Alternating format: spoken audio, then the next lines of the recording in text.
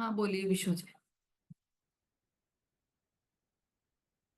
मनुष्य, देव और नारकी ये सब संगी होते हैं फिर से बोलिए, आज नियम आपकी से। आवाज कट रही है। अच्छा। मनुष्य, देव और नारकी ये संगी होते हैं नियम से। और तिर्यंच? त्रियंश संगी भी होते हैं और असंगी भी होते हैं। बहुत बढ़िया, बिल्कुल सही। तो अब से संगी में कौन कौन आ गए? मनुष्य, देव, नारकी और संगी त्रियंच में आएंगे बैल, हाथी, घोड़ा, बंदर, ये सब संगी पंचेंद्रिय हैं। इसका मतलब कि जितने भी पंचेंद्रिय जीव हैं वो सब संगी हो गए, है ना? नहीं, त्रियंश पंचेंद्रिय जो है, कुछ त्रियंश पंचेंद्रिय हैं जो वो असंगी भी हैं। हाँ, तो इसको अपन एक सरल शब्द में कहेंगे तो जितने भी पंचेंद्रिय जीव हैं वो सब संगी जी। है ना। पंचेंद्रिय में असंगी नहीं होंगे। नहीं, पंचेंद्रिय में असंगी भी होते हैं।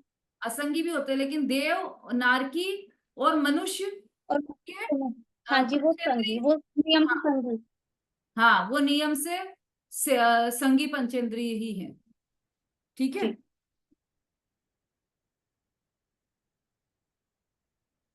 सेनी पंचेंद्रिय जीव संगी या समनस्क होते हैं, मतलब जो मन सहित जीव हैं उनको समनस्क कहा है। देखो इसमें टीका में और देख लेते हैं अपन। एकेंद्रिय से चतुरिंद्रिय तक के जीव नियम से असेनी ही होते हैं। ऐसा नहीं होगा कि चार इंद्रिय का जीव है और वो सेनी हो, संगी संगी हो। यदि संगी है तो फिर वो पंचेंद्रिय ही होगा। पंचेंद्रिय है तो वो संगी असंगी दोनों हो सकता है, लेकिन यदि वह संगी है तो वह पंचेंद्रिय ही होगा। ठीक है। पंचेंद्रियों में तिर्यंच सेनी और असेनी दो प्रकार के होते हैं। केवल तिर्यंच में ही सेनी और असेनी की व्यवस्था है, और किसी भी अन्य गति में सेनी असेनी की व्यवस्था नहीं है। मतलब देव, नारकी और मनुष्य ये तो नियम से संगी ही, मतलब नियम से संगी ही होंगे। कौन कौन? देव, नारकी और मनुष्य। और केवल तिर्यंच में सेनी और असेनी ऐसे दो भेद। मन वाले सेनी जीव सत्य असत्य का विवेक कर सकते हैं। मन दो प्रकार के होते हैं, द्रव्य मन और भाव मन। देखो ये तो अभी आने वाला मन की बात तो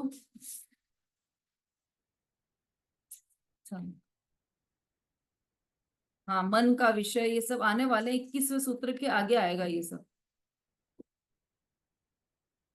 और 24वें सूत्र में भी सेनी किसे कहते हैं ये भी आएगा अभी। तो अभी यहाँ पर तो इतना ही समझो आप। चलो पढ़ लेते हैं। मन दो प्रकार के होते हैं, द्रव्य मन, भाव मन। उद्गल द्रव्य के मनोवर्गणा नामक स्कंदों से बना हुआ 8 पंखुड़ी वाले फूल फूले कमल के आकार रूप मन हृदय स्थान में है, वह द्रव्य मन। जो द्रव्य मन है वह पुद्गल परमाणुओं का पिंड है। कैसा पुद्गल परमाणुओं का पिंड? कि ये जो हृदय स्थान है हमारा, वहां पर एक पुद्गल से बना हुआ 8 पंखुड़े के आकार के कमल के आकार का द्रव्यमान स्थित है सबके, कमल के फूल जैसा।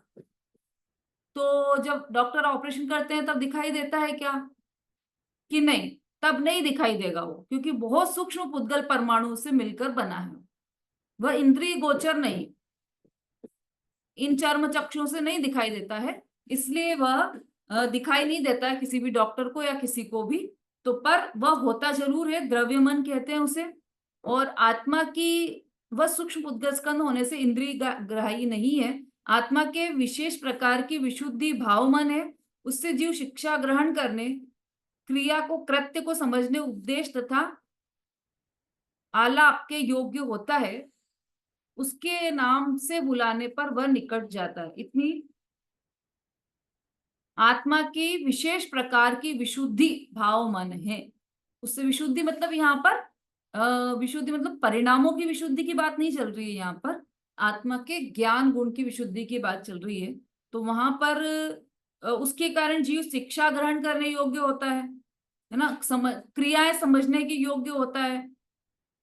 और आलाप मतलब रेसिटेशन, मतलब कुछ चीजें बोलना, दोहराना, उसके योग्य होता है, उसके नाम से बुलाने पर वह निकट जाता है। मतलब ज्ञान की इतनी प्रगटता होती है उसके कारण।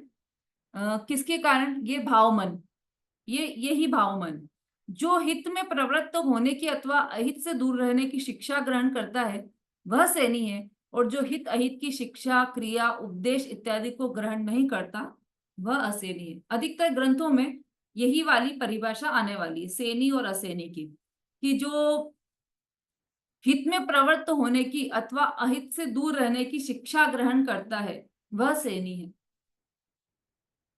ऐसी योग्यता होना कि इसमें वो शिक्षा ग्रहण कर सके, वह सैनी पंचेंद्रिय सैनी जीवों में ही होगी। असैनी जीवों में हित अहित का को जानने का विवेक नहीं होगा, यह योग्यता नहीं होगी। सैनी जीवों के भाव मन के योग्य निमित्त रूप विद्यांतराय तथा मन नो इंद्रियावरण नामक ज्ञानावरण कर्म का क्षयोक्षम स्वयं होता है।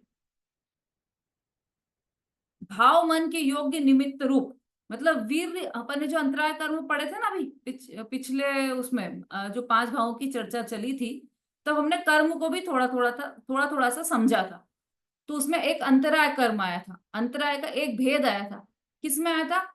जो छाइक भाव की 9 लब्धियां हम पढ़ रहे थे ना, तो उसमें हमने देखा था दान, लाभ, भोग, उपभोग, वीर, ये अंतराय कर्म के क्षय होने से ये छाइक भाव उत्पन्न हुए थे। तो इस तरह से अंतराय कर्म के ये 5 भेद हो गए, दान, लाभ, भोग, उपभोग, वीर। तो उसी में से जो वीर्यांतराय कर्म है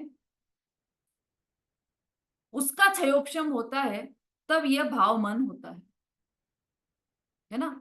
मतलब वीर्यांतराय कर्म का पर आवरण अधिक होता है तो जीव असैन्य होता है, उसका मन नहीं होता है।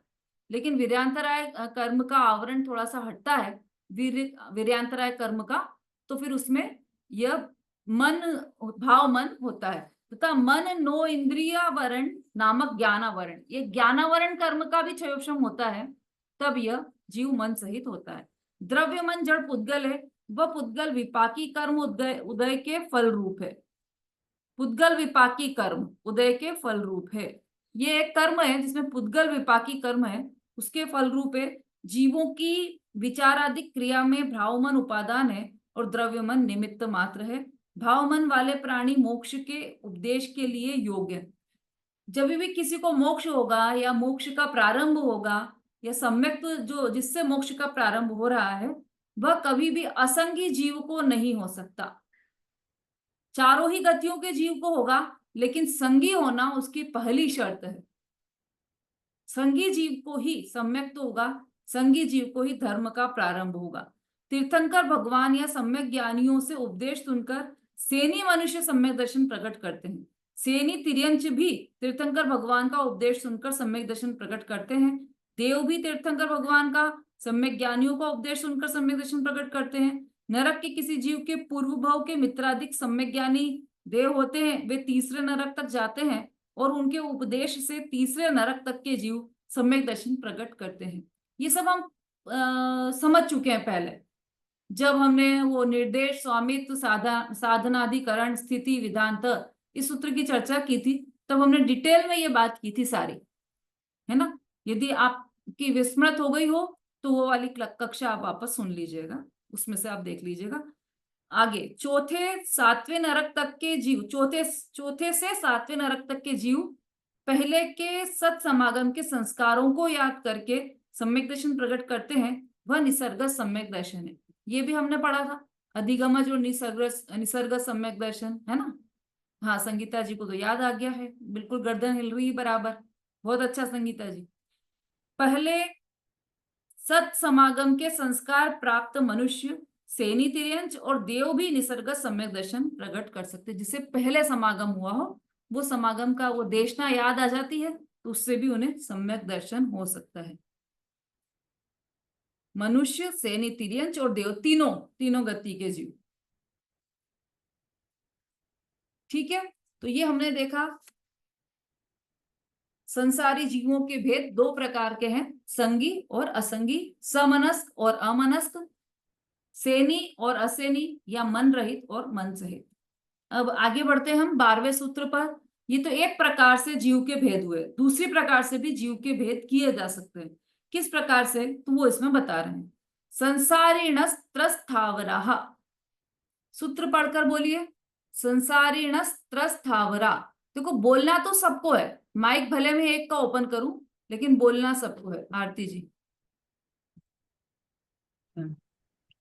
संसारिणस्त्रस स्थावरा। हाँ, संसारिणस्त्रस्थावरा।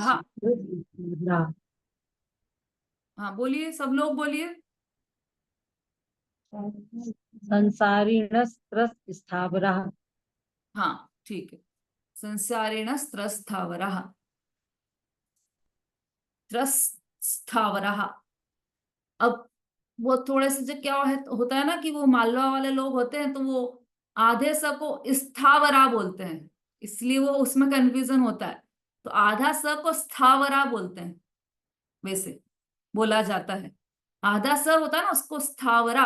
अब वो उधर वाले होंगे तो वो बोलेंगे शमशान बोलना होगा, श्मशान, तो उसको वो बोलेंगे श्मशान या शमशान, है ना। स्थान बोल स्थान ऐसा बोलेंगे। अब इंदौर में तो बहुत प्रचलन नहीं है स्थान, जबकि वो शब्द है स्थान।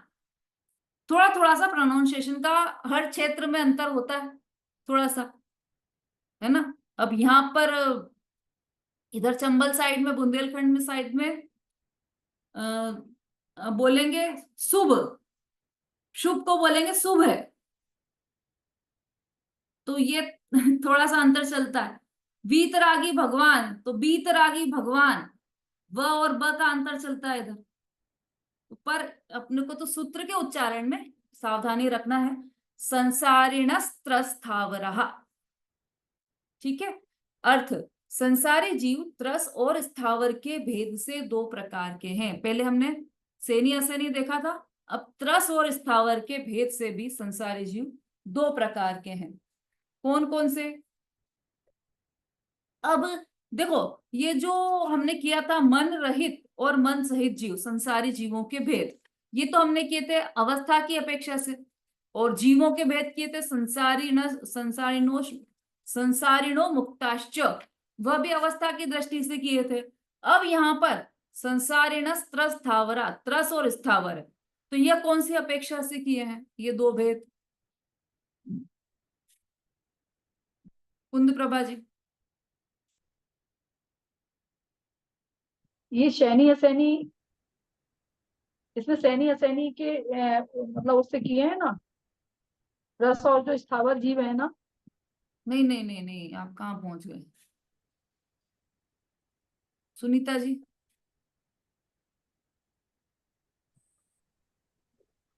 जय जिनेन्द्र दीदी, हम्म। अवस्था की अपेक्षा से किए। तो अवस्था की अपेक्षा से तो वो किए थे मन रहित और मन सहित, और संसारी और मुक्त। और यहाँ पर कौन सी अपेक्षा ली है? त्रस और स्थावर, इसमें कौन सी अपेक्षा ली है रेणु जी? दीदी इसमें कर्म की अपेक्षा से हाँ त्रस नाम कर्म का उदय है तो त्रस त्रस गति, और स्थावर नाम कर्म का उदय तो स्थावर गति। बहुत अच्छा, सुनीता जी ने भी सही उत्तर दिया है। ये भी देखो, वो भी अवस्था की अपेक्षा से बात थी, और यहाँ पर भी अवस्था की अपेक्षा से बात। अब वो कर्म का उदय है, वह भी तो जीव की अवस्था की बात है ना। जीव की या तो अवस्था की बात होगी, या द्रव्य अपेक्षा बात होगी, या अवस्था की अपेक्षा से बात होगी। तो यहाँ पर भी अवस्था की अपेक्षा से ही बात है। जीव तो न तो त्रस है और न स्थावर, तो अनंत गुणों का भंडार है। चाहे वो त्रस पर्याय में हो, चाहे वो स्थावर पर्याय में, दोनों में ही वह अनंत गुणों का खजाना है। तो यहाँ पर त्रस और स्थावर भेद किए हैं, वह अवस्था की अपेक्षा से भेद किए हैं।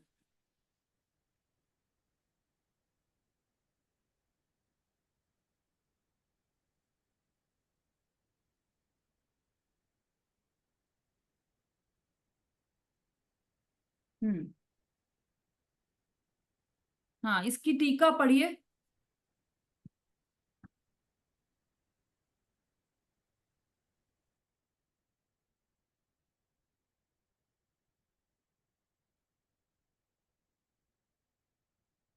नमिता जी।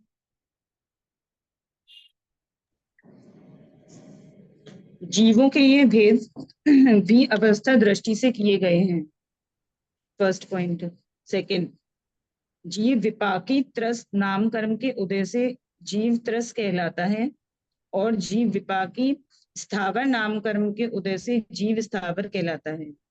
त्रस जीवों के 2 से लेकर 5 इंद्रियों तक होती त्रस जीवों के 2 से लेकर 5 इंद्रियों तक होती हैं, और स्थावर जीवों के मात्र एक स्पर्शन इंद्री ही होती है।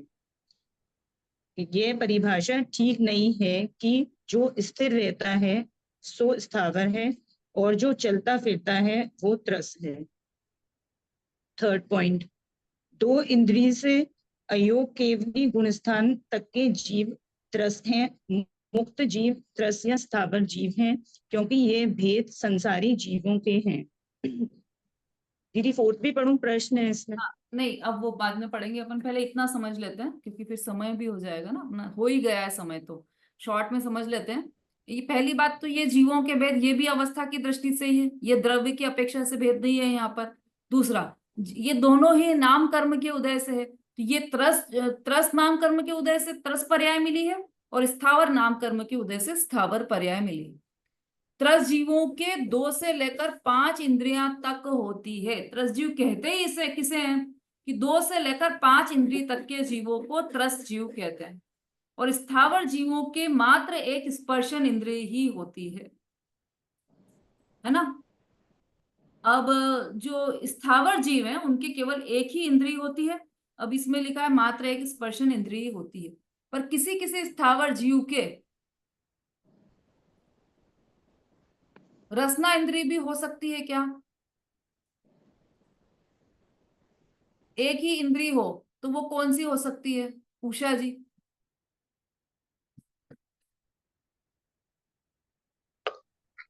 स्पर्शन इंद्री रहेगी, एक इंद्री रहेगी।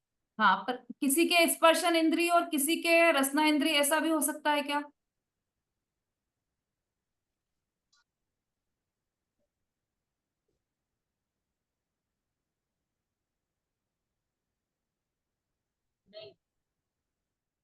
चलिए कोई बात नहीं।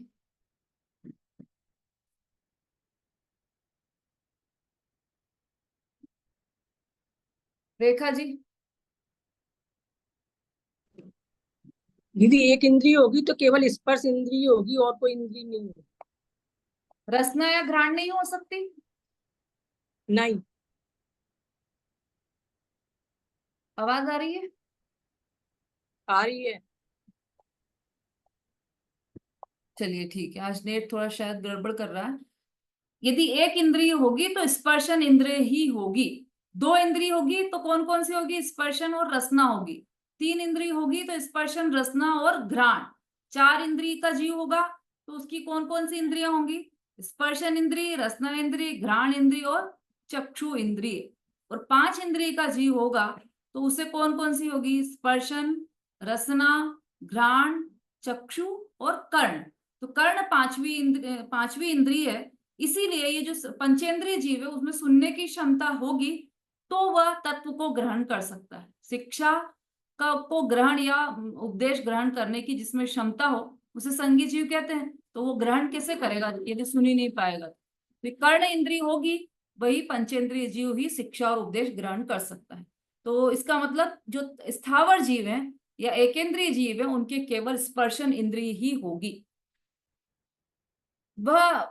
हाँ अच्छा, कुछ लोग ऐसी परिभाषा बताते हैं कि स्थावर और त्रस, स्थावर अर्थात जो स्थिर रहे, त्रस अर्थात जो चले फिरे। ऐसा ये परिभाषा बिल्कुल भी ठीक नहीं है, क्योंकि स्थावर ऐसा नहीं हो सकता कि स्थावर चले फिरे नहीं, ऐसा नहीं है। अभी जैसे पत्थर है तो वो स्थावर जीव है ना, उसको एक स्थान से उठाकर दूसरे स्थान पर रख दिया तो उसका चलना फिरना तो हो गया ना। और कोई त्रस जीव है, 2 इंद्रिय जीव है और वो चल फिर नहीं रहा है तो क्या वो स्थावर हो गया? तो इसलिए ये परिभाषा बिल्कुल भी ठीक नहीं है कि जो चले फिरे वो स्थावर और जो चले फिरे वो त्रस और जो स्थिर रहे वो स्थावर। ये परिभाषा नहीं लगाना चाहिए। स्थावर किसे कहते हैं कि जो केवल एक इंद्रिय वाला जीव हो और जिसे केवल स्पर्शन इंद्रिय हो, वो स्थावर है। और बाकी के जीव त्रस हैं। 2 इंद्रिय से लेकर 5 इंद्रिय तक के जीव त्रस हैं। ठीक है, 2 इंद्रिय से अयोग केवली गुणस्थान तक के जीव त्रस हैं। अब बोलो आप, मतलब 2 इंद्रिय जीव कौन है? 2 इंद्रिय जीवों में अपन ने छठाला में पढ़ा था ना, लट पीपिल अली आदि शरीर, धर धर मरियो सही बहुपीर। तो लट 2 इंद्रिय है ना, तो लट भी 2 इंद्रिय मतलब त्रस जीव है, और अनंत भगवान भी त्रस जीव है। दोनों को एक ही कैटेगरी में रख दिया, लट को और अनंत भगवान। किस अपेक्षा से? कि त्रस जीव होने की अपेक्षा से। तो 2 इंद्रिय जीव भी त्रस है, और अनंत अयोग केवली जिन मतलब अनंत भगवान तक वो सब त्रस है। मुक्त जीव त्रस या स्थावर नहीं है, क्योंकि यह भेद संसारी जीवों के, मुक्त जीवों के तो भेद ही नहीं किया अभी अपन ने, संसारी जीवों के भेद चल रहे हैं। तो मुक्त जीव, हाँ चलिए समय भी हो गया है। हाँ अंतिम पढ़ लीजिए, कहाँ है नमिता जी? प्रश्न पढ़ लीजिए। अभी हैंड रेस बहुत सारे हो रहे हैं, लेकिन समय कम है। आप बोलिए बोलिए, प्रश्न पढ़िए। यह अर्थ क्यों नहीं करते कि जो डरे भयभीत हो अथवा हलन चलन करे सो त्रस है, और जो स्थिर रहे सो स्थावर है। दीदी उत्तर भी पढ़ूं क्या? हाँ यदि हलन चलन की अपेक्षा से त्रसत्व और स्थिरता की अपेक्षा से स्थावरत्व हो, तो पहला गर्भ में रहने वाले, अंडे में रहने वाले, मूर्छित और सोए हुए जीव हलन चलन रहित होने से त्रस नहीं कहलाएंगे। और दूसरा, वायु, अग्नि तथा जल एक स्थान से दूसरे स्थान पर जाते हुए दिखाई देते हैं, तथा भूकंप इत्यादि के समय पृथ्वी कांपती है और वृक्ष भी हिलते हैं। वृक्ष के पत्ते हिलते हैं, इसलिए उनके स्थावरत्व नहीं रहेगा, और ऐसा होने से कोई भी जीव स्थावर नहीं माना जाएगा, और कोई भी जीव स्थावर नहीं रहेगा। कितना सुंदर प्रश्न और उतना ही सुंदर समाधान दिया है यहाँ पर। जैसे ऊपर भी आया ना कि जो चले फिरे सो स्थावर, जो स्थिर रहे सो स्थावर, और जो चले फिरे सो त्रस, उसका ही यहाँ पर समाधान किया है। यदि हलन चलन की अपेक्षा से त्रसत्व और स्थिरता की अपेक्षा से स्थावरत्व हो, तो गर्भ में रहने वाले, अंडे में रहने वाले, मूर्छित और सोए हुए जीव हलन चलन रहित होने से त्रस नहीं कहलाएंगे। तो उनको तो स्थावर कहना पड़ेगा, कि कोई जीव सो रहा है कि अभी ये तो, अरे ये तो स्थावर जीव है, या कि कोई बेहोश हो गया तो अरे ये तो स्थावर जीव है, ऐसा कहना पड़ेगा। जबकि ऐसा तो है नहीं, वो तो त्रस जीव है। और अंडे में कोई जीव है वह भी स्थावर कहलाएगा, और गर्भ में है बालक तो वह भी स्थावर कहलाने लग जाएगा, क्योंकि वो चल फिर नहीं रहा। और दूसरी तरफ क्या होगा कि वायु, हवा कितनी तेजी से चल रही है, कि अरे ये तो स्थावर नहीं, ये तो त्रस है, क्योंकि ये तो चल रही है, ये स्थिर नहीं है, तो उसको भी त्रस कहना पड़ जाएगा। तो इसलिए, और भूकंप से ये सब इसमें लिखा ही है, वृक्ष भी हिलते हैं, ये सब होता है, तो ये जीव इनको कोई स्थावर ही नहीं मानेगा, जबकि वह तो स्थावर है। तो इसलिए ये इसकी परिभाषा वही सही है कि 2 इंद्रिय से लेकर 5 इंद्रिय तक के, पंचेंद्रिय तक के जीव त्रस हैं, और एकेंद्रिय जीव, स्पर्शन इंद्रिय वाले, ओनली स्पर्शन इंद्रिय वाले जीव स्थावर हैं। या फिर ये कहें कि स्थावर नाम कर्म के उदय से होने वाली जीव की अवस्था को स्थावर जीव कहते हैं, और त्रस नाम कर्म के उदय से होने वाली जीव की अवस्था को त्रस जीव कहते हैं। ठीक है, ये सबके समझ में आ गया। अभी थोड़ा सा स्थावर और त्रस की बात अभी और आगे आने वाली, इनके भेद प्रभेद बताएंगे और इसमें स्पष्ट हो जाएगा आपको। ठीक है, हाँ भाई, प्रश्न 3:38 तो हो गए। 1 मिनट में कोई प्रश्न पूछना हो तो पूछ लीजिए। रेखा जी। दीदी जी बोल रही थी दीदी, वो आपने बताया स्थावर जी भी आना, और अंत भगवान भी है, और चीटी भी है। हाँ स्थावर नहीं, त्रस। त्रस त्रस त्रस, हाँ। हाँ तो इसमें थोड़ा बताना है। हाँ बोलिए। मतलब दीदी चीटी तो त्रस पर्याय है, लेकिन अरिहंत भगवान कैसे हो जाएंगे, ये समझ में नहीं आ रहा हमें। तो अरहंत भगवान स्थावर है क्या? एक इंद्रिय वाले जीव है क्या? नहीं है। नहीं। तो जो स्थावर नहीं है वो सब त्रस है। अच्छा संसार में तो है ही ना अनंत भगवान, अभी तो संसार में ही है, तो वो स्थावर होंगे या त्रस होंगे, तो स्थावर नहीं है इसका मतलब त्रस है, और पंचेंद्रिय वाले हैं इसलिए वो त्रस है। चलो, शोभा जी। हाँ जय दीदी, अनंत भगवान संसारी में आएंगे क्या दीदी? हाँ, एक अपेक्षा से संसारी में भी आते हैं और एक अपेक्षा से मुक्त में भी आते हैं। जीवन मुक्त हो गए ना, इस अपेक्षा से वो मुक्त भी कहलाएंगे, लेकिन अभी अभी उनकी संसार में स्थिति है, आयु कर्म है, इस अपेक्षा से वो संसारी भी कहलाएंगे। धन्यवाद। हाँ जी, बोलिए शोभा जी। दीदी पहले का हिंदस था, अभी का नहीं है, डाउन अच्छा, करना भूल गए। बच्चा कुछ बोलना चाह रहा है क्या? हाँ दीदी, ये तंग कर रहा है बहुत ज्यादा, छोटा, अच्छा इसलिए आजकल क्लास में लेट हो जाती हूँ, अच्छा, इसके कारण। ठीक है। चलिए, जिनवाणी स्तुति तो नहीं लेना है ना किसी को, अभी तो समय हो गया, लेकिन आप लोग लिया कीजिए। मुनिराजों की भक्ति बहुत सुंदर सुंदर है हमारे पास, जिनवाणी स्तुति भी बहुत अच्छी अच्छी है। चरणों में आ पड़ा हूं हे द्वादशांग वाणी, इतनी सुंदर स्तुति है कि उसके एक एक शब्द में एक एक इतना अच्छा गहरा भाव भरा हुआ है। तो आप लोग जरूर लिया कीजिए जिनवाणी स्तुति, और बहुत सारी हमारे पास पुराने आचार्यों की, पुराने कवियों की, पुराने पंडित लोगों की भी बहुत सारी स्तुति है, वो लिया कीजिए। अभी अपन यही विराम लेते हैं। जावाणी के ज्ञान से सूझे लो कालो, सो वाणी मस्तक नमो सदा देत हूँ ढो। बोलिए जिनवाणी माता की जय, महान जैन धर्म की जय हो, आचार्य उमा स्वामी की जय। जय